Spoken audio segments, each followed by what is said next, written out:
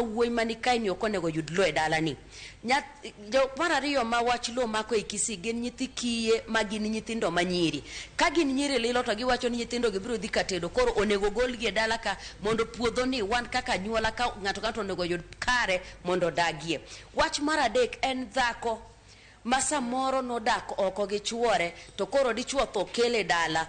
Ka dhako ni koro chuoro osetho, akia kata kaka timorega, tiyudo ka dhako ni mostly iluonge ga no jajuok. Akia ne juog ni yaga gi kanye nikech ka gisechako ni ma jajuok, kane chuori ngima nokin jajuok ni piro gi ni tiyo kodgi ni miyo gi gik moro ma gidwaro. Sani koro chuori osetho, automatically iloki ni jajuok. En wach lo achiel ni.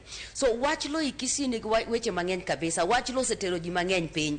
To wach lo be kokong'iye maber mondo cases manitie kotin, we have a lot of cases that are heaping in court.